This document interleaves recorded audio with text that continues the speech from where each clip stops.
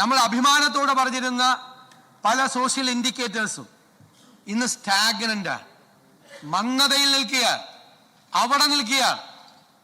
കാലാനുസൃതമായ മാറ്റം പല രംഗത്തും നമുക്ക് ഉണ്ടായിട്ടില്ല. പല പദ്ധതികളും നടപ്പാക്കാൻ നമുക്ക് സ്വപ്നങ്ങളില്ലാതെ ഇരുന്നിട്ടല്ല, നമുക്ക് സ്വപ്നങ്ങളുണ്ട്. പക്ഷേ നമ്മുടെ പദ്ധതികൾ നടപ്പിലാക്കുന്നതിനുണ്ടാകുന്ന അനാവശ്യമായ കാലതാമസം നമ്മളെ, കേരളത്തെ ഇപ്പോൾ പിന്നോട്ട് നടത്തിയിരിക്കുക. ആ യാഥാർത്ഥ്യം നമ്മൾ തിരിച്ചറിയണം. അത് രാഷ്ട്രീയമായി പരസ്പരം കുറ്റപ്പെടുത്തുന്ന ജനാധിപത്യ സമ്പ്രദായം ഒന്നും തെറ്റല്ല. പക്ഷെ രാഷ്ട്രീയമായി കുറ്റപ്പെടുത്തലിന്റെ അപ്പുറത്ത് ജനാധിപത്യം എന്ന് പറയുന്നത് ഒരു ഡിസ്കോസാണ്. അതിന്റെ ജനാധിപത്യത്തിന്റെ സൗന്ദര്യം വർദ്ധിക്കുന്നത് ആ ഡിബേറ്റിലും ഡിസ്കോസിലൂടെയാണ്. സാർ, ആ സംവാദം നിയമസഭയ്ക്കകത്തും നിയമസഭയ്ക്ക് പുറത്തും നടക്കുന്ന സംവാദങ്ങളിൽ ഒരു ഔട്ട്കം ഉണ്ടാകണം, ഒരു റിസൾട്ട് ഉണ്ടാകണം. ആ റിസൾട്ട് കേരളത്തിന് മാറ്റമുണ്ടാക്കാൻ, കേരളത്തിലെ ജനങ്ങളുടെ ജീവിത നിലവാരത്തിന് മാറ്റമുണ്ടാക്കാൻ ഉതകുന്ന ഒരു ഡിബേറ്റ് കേരളത്തിൽ നടക്കണം. ഗവൺമെന്റിനെ വിമർശിക്കണം, ഗവൺമെന്റിന്റെ തെറ്റായ നടപടികളെ ചൂണ്ടിക്കാട്ടണം. ഗവൺമെന്റ് ആ തെറ്റുകൾ തിരുത്തും. തെറ്റാണ് എന്ന് തോന്നിയാൽ തിരുത്താൻ ഒരു മടിയും ഈ ഗവൺമെന്റിനുണ്ടാവില്ല. അതിന്റെ അപകർഷതാബോധത്തിന്റെ പ്രശ്നമില്ല.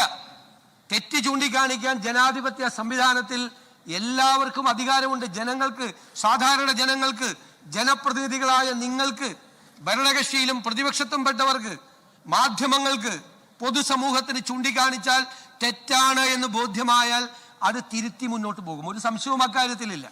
പക്ഷെ മാറ്റമുണ്ടാകണം. ഞങ്ങൾ പ്രതിപക്ഷത്തിരുന്നു കൊണ്ട് ഗവൺമെന്റിനെ അതിരൂക്ഷമായി വിമർശിച്ചിട്ടുണ്ട്. പക്ഷെ ഞാൻ കരുതുന്നു ഇന്ത്യയിൽ ആദ്യത്തെ ഒരു പ്രതിപക്ഷമാണ്. ഗവൺമെന്റിനെ ഞങ്ങൾ ശക്തമായി വിമർശിച്ചപ്പോൾ, ഗവൺമെന്റ് എവിടെയെല്ലാം പരാജയപ്പെട്ടു എന്ന് ചൂണ്ടിക്കാണിച്ചപ്പോൾ, ആ സർക്കാർ പരാജയപ്പെട്ട സ്ഥലത്ത് എന്ത് ചെയ്യാൻ കഴിയുമെന്ന് ഞങ്ങൾ 2 വർഷം മുമ്പേ ചർച്ച തുടങ്ങി.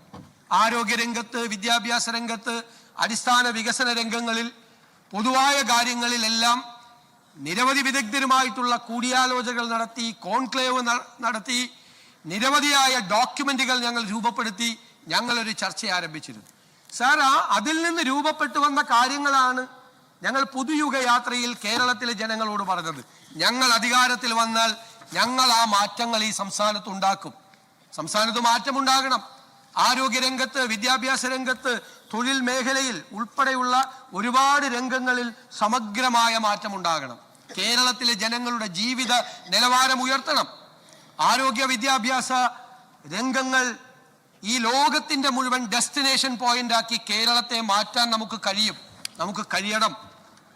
സാർ, നമ്മുടെ കുട്ടികൾ പുറത്തേക്ക് പോകുന്നു. ബ്രെയിൻ ഡ്രെയിൻ ആണ് നടക്കുന്നത് കേരളത്തിൽ. എല്ലാവരും പോകുന്നത് തടയാൻ കഴിയില്ല. ലോകത്തിലെ ഉന്നതമായ വിദ്യാഭ്യാസ സ്ഥാപനങ്ങളിൽ പോയി നമ്മുടെ കുട്ടികൾ പഠിക്കട്ടെ. പക്ഷെ ഇപ്പോൾ നടക്കുന്ന ബ്രെയിൻ ഡ്രെയിൻ എന്ന് പറയുന്നത് ലോകത്തിലെ ഉന്നതമായ വിദ്യാഭ്യാസ സ്ഥാപനങ്ങളിലേക്കാണോ ഈ കുട്ടികൾ പോകുന്നത്? അല്ല. അപ്പൊ അതിനൊരു നമുക്കൊരു മാറ്റമുണ്ടാകണം.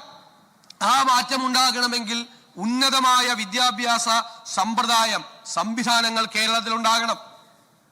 നമുക്ക് ആരോഗ്യരംഗത്ത് ലോകത്തിന്റെ മുഴുവൻ ഡെസ്റ്റിനേഷൻ പോയിന്റ് ആക്കി കേരളത്തിലെ മാറ്റണമെങ്കിൽ ആരോഗ്യരംഗത്ത് മാറ്റമുണ്ടാകണം. നമ്മുടെ കേരളത്തിന്റെ സവിശേഷതകളെ നമുക്ക് എങ്ങനെ പ്രയോജനപ്പെടുത്താൻ കഴിയുമെന്ന് ആലോചിക്കണം. ഞങ്ങൾ ഈ നയപ്രഖ്യാപന പ്രസംഗത്തിൽ ഞങ്ങൾ എങ്ങനെയാണ് ഇത്തരം കാര്യങ്ങളെ സമീപിക്കുന്നത്, ഞങ്ങളുടെ നയം എന്താണ് എന്നാണ് വ്യക്തമായി പറഞ്ഞിരിക്കുന്നത്. ഒരു ഗവൺമെന്റ് അധികാരത്തിൽ വരുമ്പോൾ ആ നടത്തുന്ന നയപ്രഖ്യാപന പ്രസംഗം ആരോടുമുള്ള യുദ്ധപ്രഖ്യാപനമല്ല. അങ്ങനെ ഒരു യുദ്ധപ്രഖ്യാപനം ഈ നയപ്രഖ്യാപനത്തിൽ ഇല്ല. ഞങ്ങൾ എന്താണ് ഞങ്ങളുടെ സമീപനം, ഞങ്ങളുടെ ലക്ഷ്യം എന്താണ് എന്നാണ് ഞങ്ങൾ പറഞ്ഞിരിക്കുന്നത്. അതിൽ ഞങ്ങൾ തെരഞ്ഞെടുപ്പ് കാലത്ത് ഞങ്ങൾ ജനങ്ങളോട് പറഞ്ഞു, ഞങ്ങൾ അധികാരത്തിൽ വന്നാൽ 5 ഇന്ദിരാ ഗ്യാരണ്ടികൾ നടപ്പാക്കും. സർ, ആദ്യത്തെ മന്ത്രിസഭാ യോഗത്തിൽ ആ 2 ഗ്യാരണ്ടികൾ, 5 എണ്ണത്തിൽ ആ 2 ഗ്യാരണ്ടികൾ തീരുമാനിക്കാൻ കഴിഞ്ഞു എന്നുള്ള അഭിമാനത്തോടു കൂടിയാണ് ഞാൻ ഇവിടെ നിൽക്കുന്നത്. KSRTC ബസ്സിൽ സ്ത്രീകൾക്കുള്ള സൗജന്യ യാത്രയുടെ ആദ്യഘട്ടം ഈ 15-ാം തീയതി പ്രഖ്യാപിക്കും. 15-ാം തീയതി മുതൽ അത് നടപ്പാവുകയാണ്. സർ, ഇന്ത്യയിൽ ആദ്യമായി ഒരു സംസ്ഥാനത്ത് സീനിയർ സിറ്റിസൺസിന് ഒരു വകുപ്പുണ്ടാക്കിയിരിക്കുക. ഒരു വകുപ്പുണ്ടാക്കി, അത് ആ തീരുമാനമെടുത്തു. ആ തീരുമാനം ഒരുപാട് ലക്ഷ്യങ്ങളോട് കൂടിയാണ്. ഒരുപാട് ലക്ഷ്യങ്ങൾ. അത് ലോകത്തിലെ പല മാതൃകകളും കേരളത്തിൽ കൊണ്ടുവരണം. ഞാൻ പറഞ്ഞു, ഒരു സൊസൈറ്റി പരിഷ്കൃതമാണോ അല്ലയോ എന്ന് തീരുമാനിക്കുന്നത് ആ സൊസൈറ്റി, ആ സമൂഹം അവിടുത്തെ മുതിർന്ന പൗരന്മാരോട് എങ്ങനെ പെരുമാറുന്നു എന്നതിനെ കണക്കാക്കിയാണ്. സാർ, 3-4 വർഷം കഴിയുമ്പോൾ ഈ കേരളം ഈ രാജ്യത്തോട് മുഴുവൻ അഭിമാനത്തോടെ പറയാൻ കഴിയുന്ന ഒരു സാഹചര്യം, ഇന്ത്യയിലെ ഏറ്റവും പരിഷ്കൃതമായ സമൂഹമാണ് കേരളത്തിൽ ഉള്ളത് എന്ന് നമുക്ക് പറയാൻ കഴിയണം.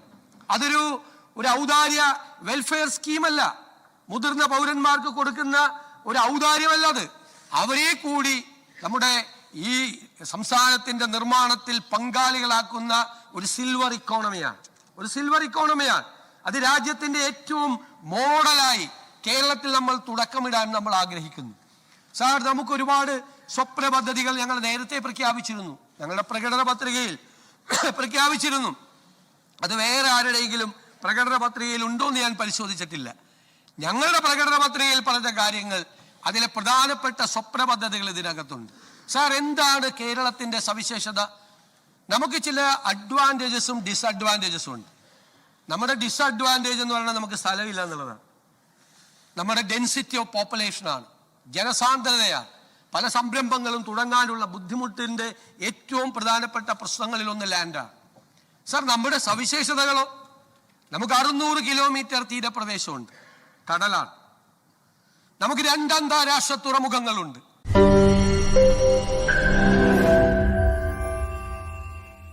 ലോകത്തെവിടെയായാലും ഏത് സമയത്തും 24 വാർത്തകളും ഓഗ്മെന്റഡ് റിയാലിറ്റി പാക്കേജുകളും എക്സ്പ്ലെയിനറുകളും വിശദമായി കാണാൻ ഞങ്ങളുടെ യൂട്യൂബ് ചാനൽ നിങ്ങൾക്ക് സബ്സ്ക്രൈബ് ചെയ്യാം.